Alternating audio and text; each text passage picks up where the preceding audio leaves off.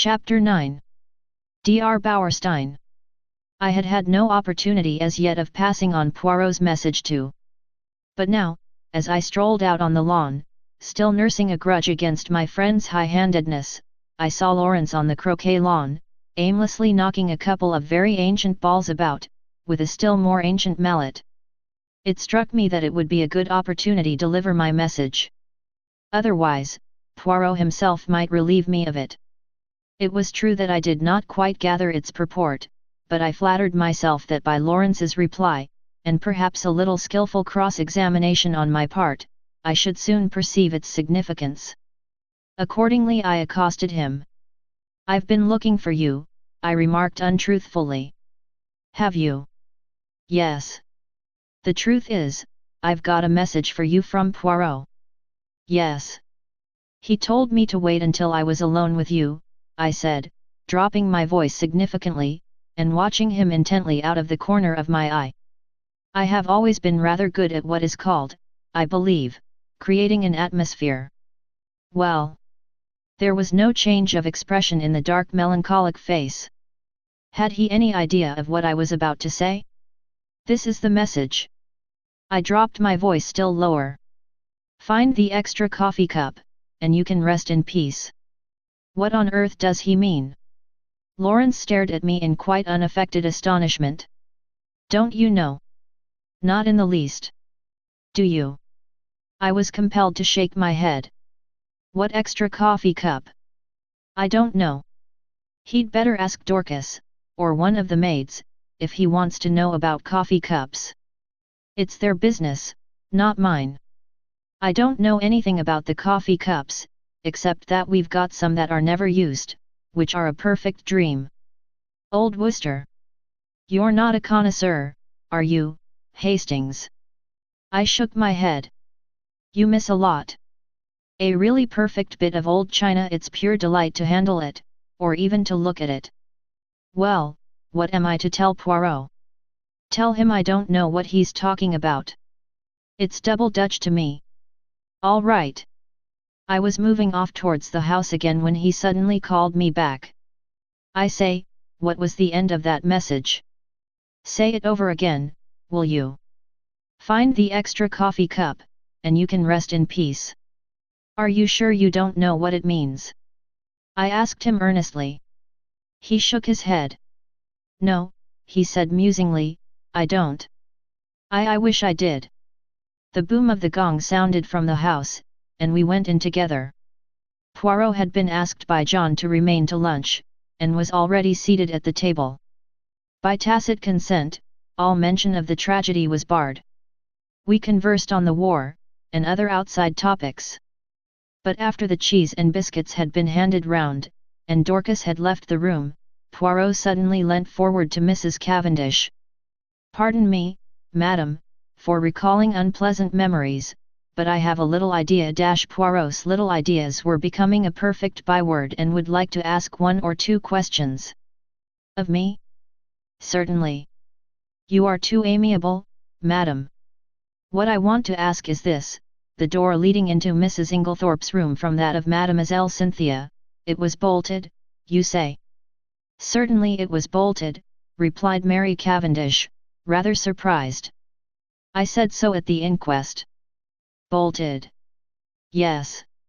She looked perplexed.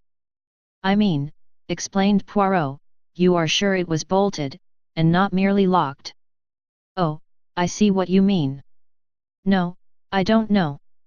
I said bolted, meaning that it was fastened, and I could not open it, but I believe all the doors were found bolted on the inside. Still, as far as you are concerned, the door might equally well have been locked." "Oh, yes. You yourself did not happen to notice, madam, when you entered Mrs. Inglethorpe's room, whether that door was bolted or not?" I believe it was." "But you did not see it?" "No, I never looked." "But I did," interrupted Lawrence suddenly. "I happened to notice that it was bolted." "Ah, that settles it." And Poirot looked crestfallen. I could not help rejoicing that, for once, one of his little ideas had come to naught. After lunch Poirot begged me to accompany him home. I consented rather stiffly. "You are annoyed, is it not so?" he asked anxiously, as we walked through the park. "Not at all," I said coldly. "That is well. That lifts a great load from my mind." This was not quite what I had intended. I had hoped that he would have observed the stiffness of my manner. Still, the fervor of his words went towards the appeasing of my just displeasure.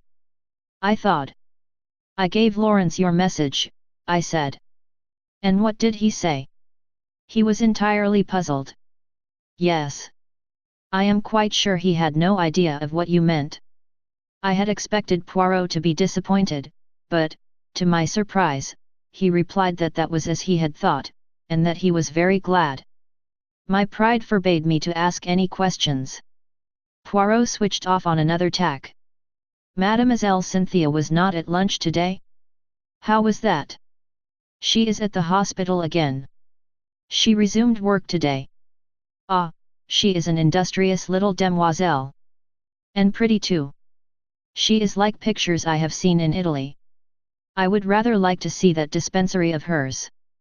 Do you think she would show it to me? I am sure she would be delighted. It's an interesting little place." "Does she go there every day?"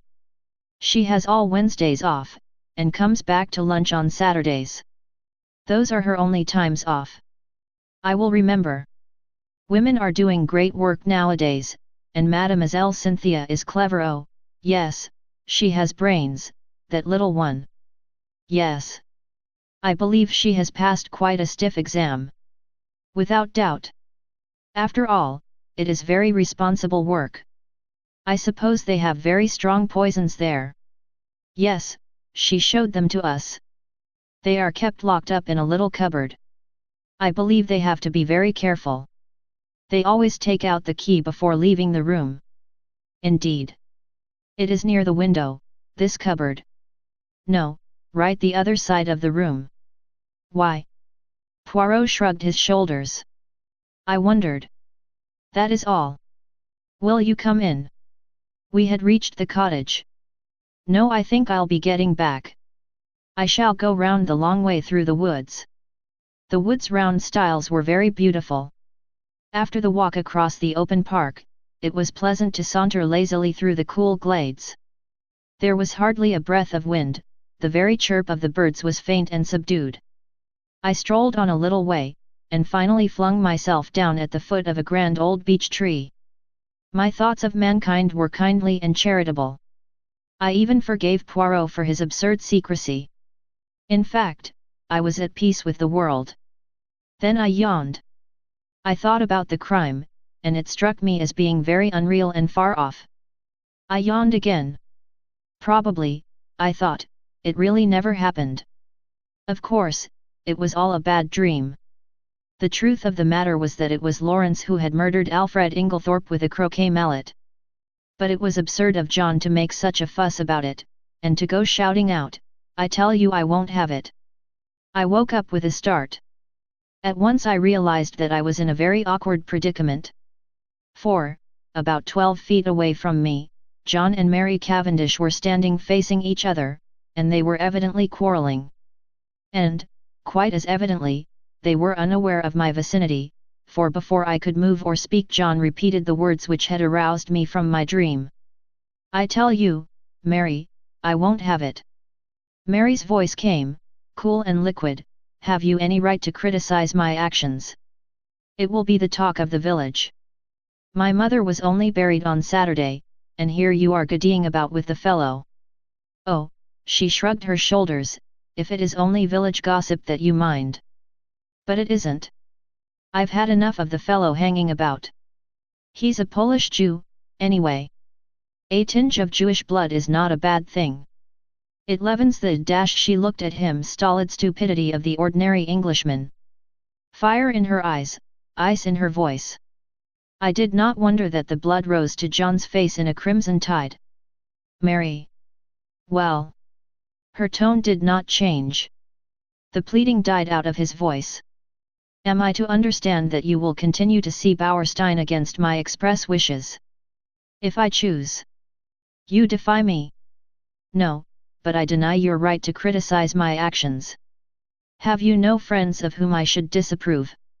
John fell back a pace. The color ebbed slowly from his face. What do you mean?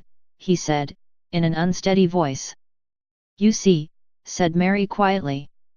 You do see, don't you, that you have no right to dictate to me as to the choice of my friends. John glanced at her pleadingly, a stricken look on his face. No right? Have I no right, Mary?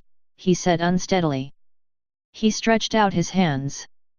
Mary, for a moment, I thought she wavered. A softer expression came over her face, then suddenly she turned almost fiercely away. None. She was walking away when John sprang after her, and caught her by the arm. Mary, his voice was very quiet now. Are you in love with this fellow Bauerstein? She hesitated, and suddenly there swept across her face a strange expression, old as the hills, yet with something eternally young about it. So might some Egyptian sphinx have smiled. She freed herself quietly from his arm, and spoke over her shoulder. Perhaps, she said, and then swiftly passed out of the little glade, leaving John standing there as though he had been turned to stone. Rather ostentatiously, I stepped forward, crackling some dead branches with my feet as I did so. John turned.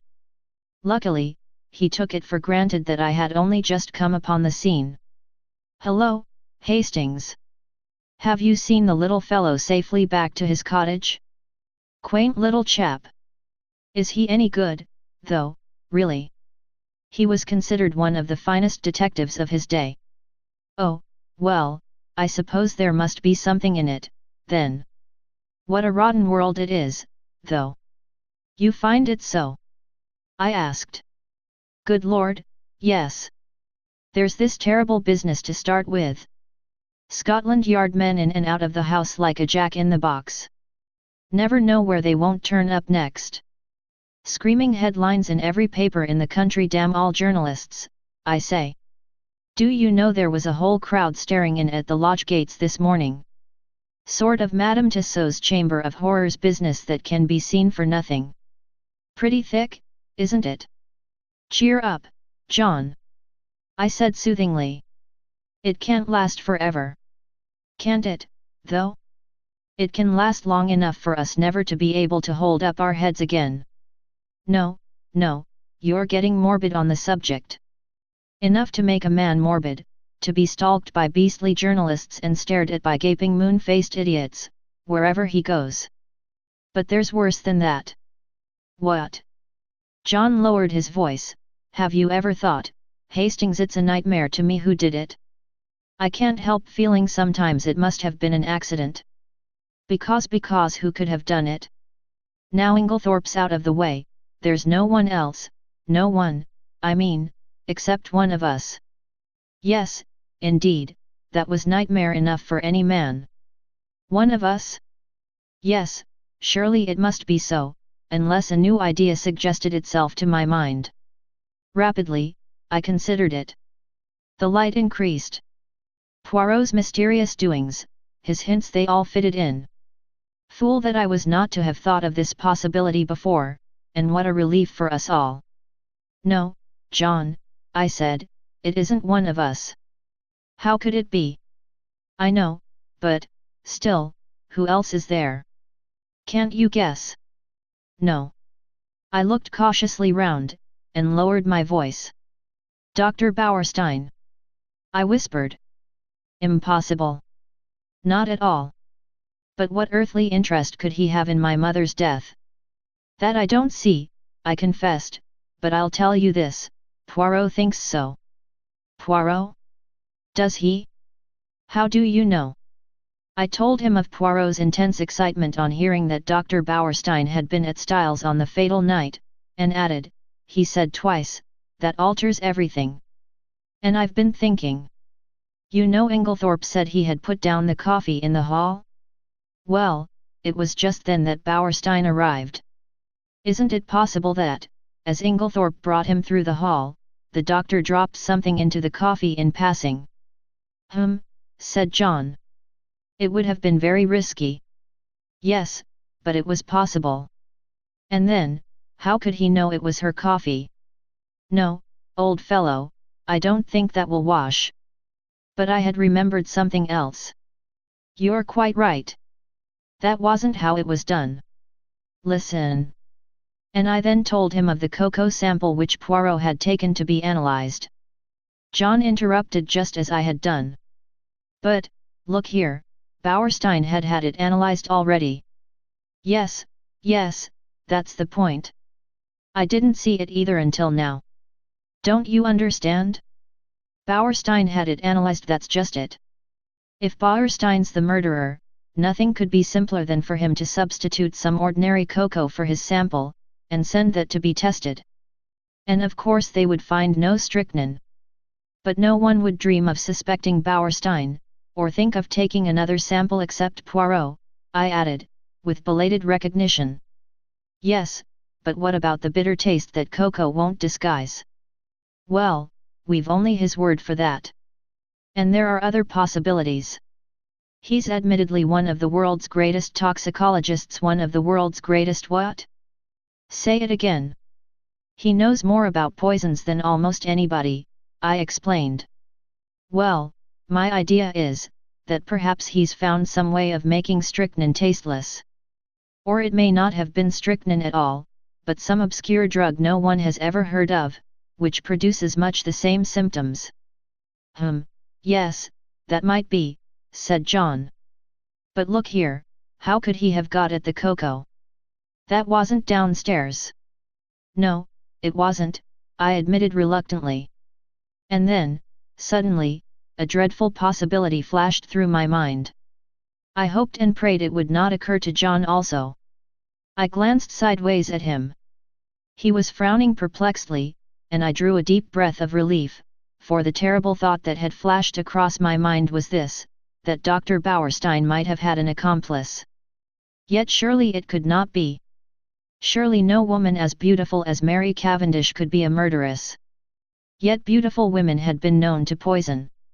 And suddenly I remembered that first conversation at tea on the day of my arrival, and the gleam in her eyes as she had said that poison was a woman's weapon. How agitated she had been on that fatal Tuesday evening. Had Mrs. Inglethorpe discovered something between her and Bauerstein, and threatened to tell her husband? Was it to stop that denunciation that the crime had been committed? Then I remembered that enigmatical conversation between Poirot and Evelyn Howard. Was this what they had meant? Was this the monstrous possibility that Evelyn had tried not to believe? Yes, it all fitted in. No wonder Miss Howard had suggested hushing it up. Now I understood that unfinished sentence of hers, Emily herself, and in my heart I agreed with her. Would not Mrs. Inglethorpe have preferred to go unavenged rather than have such terrible dishonour fall upon the name of Cavendish? There's another thing, said John suddenly, and the unexpected sound of his voice made me start guiltily. Something which makes me doubt if what you say can be true. What's that? I asked, thankful that he had gone away from the subject of how the poison could have been introduced into the cocoa. Why, the fact that Bauerstein demanded a post-mortem. He needn't have done so. Little Wilkins would have been quite content to let it go at heart disease. Yes, I said doubtfully. But we don't know. Perhaps he thought it safer in the long run. Someone might have talked afterwards. Then the Home Office might have ordered exhumation. The whole thing would have come out, then, and he would have been in an awkward position, for no one would have believed that a man of his reputation could have been deceived into calling it heart disease. Yes, that's possible, admitted John. Still, he added, I'm blessed if I can see what his motive could have been. I trembled. Look here, I said, I may be altogether wrong. And, remember, all this is in confidence. Oh, of course that goes without saying. We had walked, as we talked, and now we passed through the little gate into the garden. Voices rose near at hand, for tea was spread out under the sycamore tree, as it had been on the day of my arrival. Cynthia was back from the hospital, and I placed my chair beside her, and told her of Poirot's wish to visit the dispensary. Of course. I'd love him to see it. He'd better come to tea there one day. I must fix it up with him. He's such a dear little man. But he is funny. He made me take the brooch out of my tie the other day, and put it in again, because he said it wasn't straight. I laughed. It's quite a mania with him. Yes, isn't it?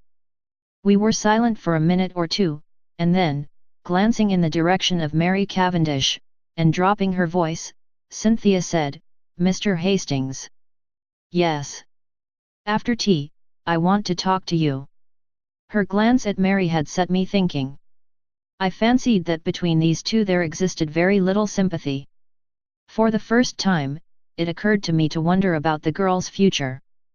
Mrs. Inglethorpe had made no provisions of any kind for her, but I imagined that John and Mary would probably insist on her making her home with them at any rate until the end of the war. John, I knew, was very fond of her, and would be sorry to let her go. John, who had gone into the house, now reappeared. His good-natured face wore an unaccustomed frown of anger. "Confound those detectives! I can't think what they're after. They've been in every room in the house turning things inside out, and upside down. It really is too bad. I suppose they took advantage of our all being out. I shall go for that fellow Jap, when I next see him." "Lot of Paul Priss," grunted Miss Howard. Lawrence opined that they had to make a show of doing something. Mary Cavendish said nothing.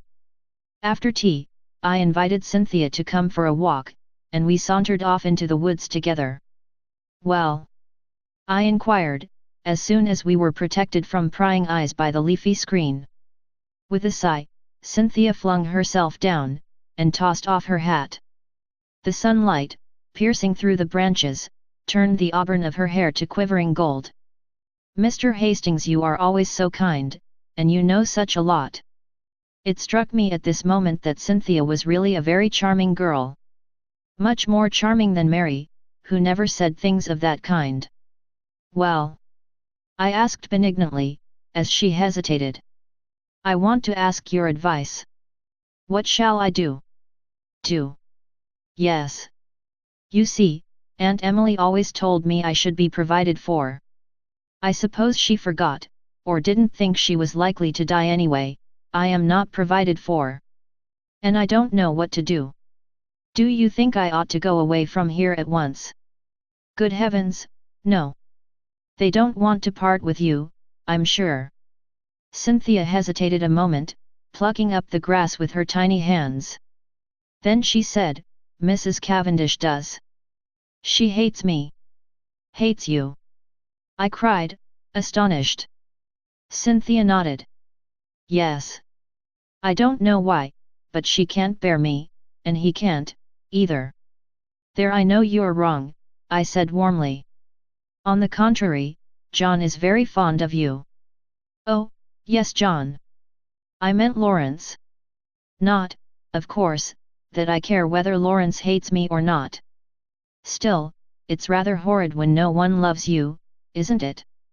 "But they do, Cynthia dear," I said earnestly. "I'm sure you are mistaken. Look, there is John and Miss Howard." Cynthia nodded rather gloomily. "Yes, John likes me, I think, and of course Evie, for all her gruff ways, wouldn't be unkind to a fly. But Lawrence never speaks to me if he can help it, and Mary can hardly bring herself to be civil to me. She wants Evie to stay on, is begging her to, but she doesn't want me, and I don't know what to do." Suddenly the poor child burst out crying. I don't know what possessed me. Her beauty, perhaps, as she sat there, with the sunlight glinting down on her head, perhaps the sense of relief at encountering someone who so obviously could have no connection with the tragedy, perhaps honest pity for her youth and loneliness. Anyway, I leant forward, and taking her little hand, I said awkwardly, "Marry me, Cynthia." Unwittingly, I had hit upon a sovereign remedy for her tears. She sat up at once, drew her hand away, and said, with some asperity, "Don't be silly." I was a little annoyed. "I'm not being silly. I am asking you to do me the honor of becoming my wife." To my intense surprise, Cynthia burst out laughing, and called me a funny dear. It's perfectly sweet of you, she said, but you know you don't want to. Yes, I do. I've got never mind what you've got. You don't really want to and I don't either. Well, of course, that settles it, I said stiffly. But I don't see anything to laugh at. There's nothing funny about a proposal. No, indeed, said Cynthia. Somebody might accept you next time. Goodbye, you've cheered me up very much. And, with a final uncontrollable burst of merriment, she vanished through the trees.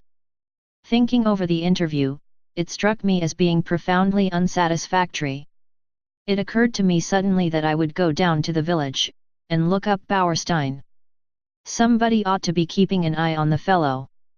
At the same time, it would be wise to allay any suspicions he might have as to his being suspected. I remembered how Poirot had relied on my diplomacy. Accordingly, I went to the little house with the apartments card inserted in the window, where I knew he lodged, and tapped on the door. An old woman came and opened it. "Good afternoon," I said pleasantly. "Is Dr. Bauerstein in?" She stared at me. "Haven't you heard?" "Heard what?" "About him." "What about him?" "He's took." "Took?" "Dead." "No, took by the police." "By the police?" I gasped. "Do you mean they've arrested him?" "Yes, that's it," and I waited to hear no more, but tore up the village to find Poirot.